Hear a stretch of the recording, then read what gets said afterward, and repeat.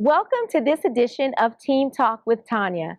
I'm your host, Tanya Winters Buford, one of the District Family Engagement Liaisons for DeKalb County School District in the Department of Family and Community Empowerment. Today we are talking about post-secondary options. It is past halftime for some of our students if they're seniors or if they're juniors.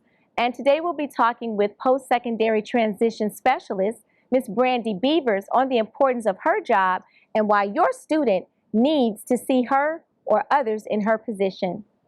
Welcome, Brandy. Thank you so much for having me. Let's talk now. I have three sons. When they were in school, didn't necessarily have a post-secondary transition specialist, but I'm pretty sure I could have used one along with the guidance counselor, right? Correct. So tell me a little bit about the post-secondary transition specialist and what you do. Well, there are 7 of us, and one is located in each region, so all high schools have a me.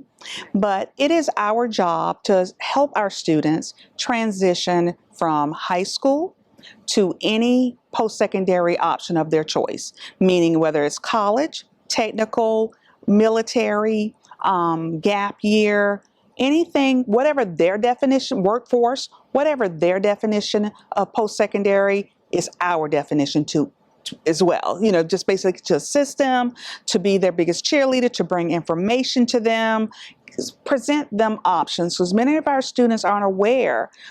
Let's give an example of a gap year.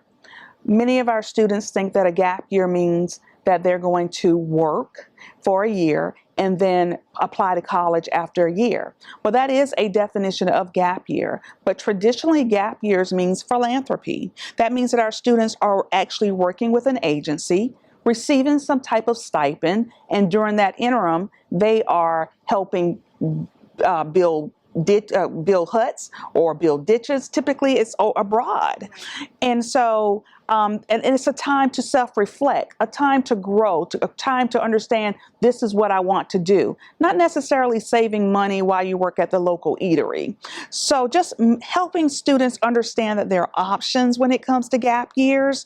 Many of our people don't know that a lot of our students, a lot of our parents don't understand. You just enlightened me. Exactly. So that is a huge misunderstanding. There are so many agencies, whether they're abroad or we have stateside as well, where we can definitely help our students take that time, truly understand who they are, and give back while they're understanding who they are. I love when our students sign up for a gap year, or if I bring a gap year agency in and, you know, it's with a stipend so they can save a little money, right? So definitely gap year is something that I promote. And a lot of my students come to me and teach me things about gap years. So, as well as, you know, colleges is definitely an option, but did you know that less than 50% of our students actually go off to college from DeKalb County? So we have all these other options that we have to explore. You know, we know about the AccuPlacer, right? Many of our students do not know that there's an AccuPlacer that's the same thing as like an SAT or an ACT, but you take that AccuPlacer at your college. So just informing our people what they need to know. There are so many options that parents, not only do the students need to know these options, but the parents need to understand that they have options and what those options look like. You're educating me because, yes, I've heard of gap year. I'm college educated. My kids have gone to college. But I always looked at it as something that you could choose to do to fill that space, maybe save money, not necessarily philanthropy. And then I did not know that there were gap agencies that helped you, gap year agencies that could help you align with your purpose. And so I'm already convinced that we need post-secondary transition specialists, because I think it really speaks for itself. What is after the secondary experience? How do I transition? What are my options to transition? I know that you're also an accredited college access advisor. So tell me, you know, what that looks like. You just said something, and I'm sure that the audience is going, wow, less than 50% of our students go off to college. It only speaks to the changing landscape of education, and that college is not the end all be all anymore. So what are some of the things that students talk to you about when they say, well, I'm not necessarily going to go to college, but I would like to do this? Now, what I do, let me backtrack here. What I do try to instill in my students that whether they're going off to college or not, let's go ahead and complete that FAFSA, the free application for federal student aid. Let's go ahead and create the FSAID. Let's ensure that your HOPE program is together, because let's face it, our students do make those last minute decisions. So let's go ahead and get that piece out of the way. Again, options. This is me presenting options. So I host many FAFSA completion events. I host many one-on-ones. After work, I have an extended day. I still have to meet with my parents because all of our families can't meet me during the hours that I'm here at DeKalb. So I do make myself available, as well as my team. We make ourselves available. But as far as my students, I still I still encourage us to apply to college. And I set these 3 criteria that many of my students need to understand. I talk about reach schools, I talk about target schools, and I talk about safety schools. And I want my students to apply to all 3. Reach, of course, exactly as it sounds. You're reaching. I want my students to apply to 1 to 2 reach schools where their academics, their grades, their credentials don't quite match the average student on that campus. But here's something that we don't know. 10% of students who apply to their reach schools are admitted, because you don't know what box you're checking. Okay? You don't know. You may be offering something to that school that they need more from you than you need from them. So don't be discouraged by, they say that you have to have a 3.5 GPA in order to get into their school, and you only have a 3.3 or 3.0. Go ahead and apply if that's your decision, okay? Now, I want my students to also apply to at least 3 target schools. Exactly as it sounds. You're on target. You're the average student on that campus. Your grades and your credentials look very similar to the next student on that campus. And then we have that safety school. I call that my option B. That's just me. That safety school where if you were to go up there today, the school starts tomorrow, classes start tomorrow, you go up there today, more than likely you're going to get into that school. So those are the options I try to present to my students, and to help them encourage to apply, I do instant decision days. I cooperate with just before I got here, Georgia Student Finance contacted me asking me how many people participated in to apply to college month, because I hosted them at every school that I'm involved in. So definitely giving them those options. Speaking to you right now, Latanya, I can really say that my job is about options, informing our parents of all the options that are out there, because they're out there. Even when it comes to scholarships, there are options when it comes to scholarships. And is that something that you are also doing with the students, helping them? I will work with the student one-on-one if necessary, and also I scholarships where I send out scholarship information. Just before I came here today, I was actually sending out scholarship information, a seed scholarship. So basically school-centered, just for that particular school. So definitely informing the students of their options there when it comes to... You said something that was key for me, and we recently collaborated on a community event on a Sunday. We did. It is so important for us to understand that just like education is not cookie cutter, the access has to be varied.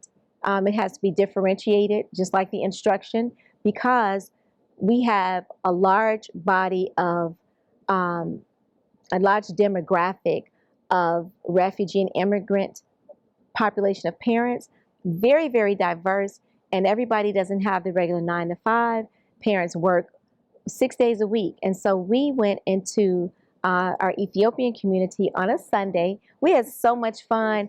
You were swamped because the cultural differences, right? We think it's one way here in America. They were so honored and welcoming and pleased that we thought enough of them to bring these supports and this access right into their community that almost 200 people showed up. And so we will be doing that again. We will definitely invite you out.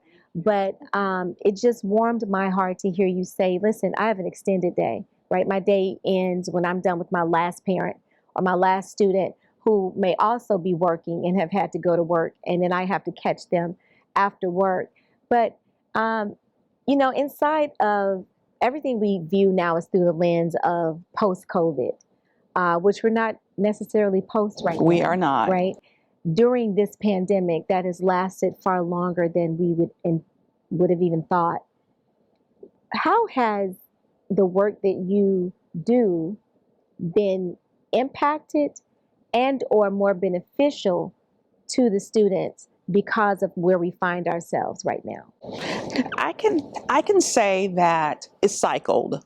And what I mean by that is when COVID first hit, right, and we left in March, it was my students, I couldn't keep, I worked literally, I woke up at 8 o'clock and I finished about 7-ish at night, back to back. Our students were scared. I didn't take the SAT, Ms. Beavers. I didn't take my ACT. I have not applied. I didn't come to your apply to college day. I didn't come to your SAT drive. And so it was back to back to back. I literally would not finish earliest to 7 o'clock. But they had you and they knew how to get in contact with you because you had made contact with them. Always. They will tell you, Miss Beaver, oh, you're Miss Beavers. I love it when I get this. Oh, you're Miss Beavers. I'm constantly getting emails for you. And I'm like, I'm sorry. But no. But I'm glad to put a face with the name. I get that all the time. But yes, now, as we progressed, it slowed down. Okay. The virtual format, they were virtualed out. But now that we are face to face, I still do virtual. I will actually, when you talked about us meeting with our Ethiopian community, I actually will host seminars within my office where I invite 5, 6 Ethiopian students, particularly, I single them out because I saw a surge at one of my schools. And I wanted to make sure that we're reaching those students because they are my students, And so with that being said, I would host events within my office, but everybody had their own virtual link to join me. Because if I'm reading your paper for a Common App essay, let's just say, I want to be able to just cater it to you so that no one else can see, but yet we're still social distancing and we're in my office, well, classroom, I should say. So, or your virtual office. It's my virtual, but they can still see me. Oh, good. And then if we need, because it's literally we're at school, but I still give them their own link. But if there's something where it's just like, oh, you forgot that comma in front of that and, I can say that out loud. But if it's something where a little bit deeper, like you ended a sentence with a preposition, then of course it's going to be email me. Let's email. So just that using the virtual format, even when we're face to face, has been successful. And it gives them that one-on-one access. And I know that, we talk about how everything is about experiences with Uber and, all these things. But I feel like we will win more, stronger, and better when we can do what you're doing and kind of curtail the academic experience for the student. We talked in an earlier segment about how innovation is key right now because education is forever changed. And the way we communicate, the world is forever changed. And so I know the importance of what you do, but what is it that you, as we talk more about it, we'll put your information up so parents can access you, so students can find you. But what is it that you would say to parents about why your role is important, you and your colleagues and the work that you do? And I know you deal directly with students, but when you talk to parents, when they say, oh my God, I never knew you existed, what do you say to them? If I have, typically my parents, what I try to do is I work with my head counselors and my counselors at my school. So right now I'm Region 2 and interim Region 1. Temporarily, we do have someone else coming in for Region 1. But typically, I work with my counselors so that I can be a face behind a department because I travel from school to school. So I try to get on the master calendar. I try to plan. I strategize. I work with I asked to come in on IEP meetings because those students, of course, need post-secondary options as well. So I'm invited by my counselors or the 504 coordinator, they invite me to their meetings as well. But one thing that I do, even if the parents don't know me, I assure you their students do. They may not know my face, but they do know my name.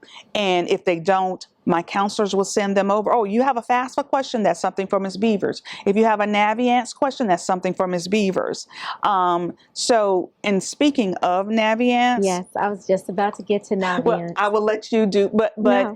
definitely I try to be involved as much as possible, inserting myself where I see there's a need, and just basically letting my students know about their options. I try to be there for them or be their biggest cheerleader. I really do. Well, I enjoy whenever I run into you. We cross collaborate and work together as partners all the time. But let's talk about a very important tool, which is Naviance. Tell us a little bit about what Naviance does. What should students be doing right now inside of the Naviance tool, whether they're in 9th, 10th, 11th, or 12th grade?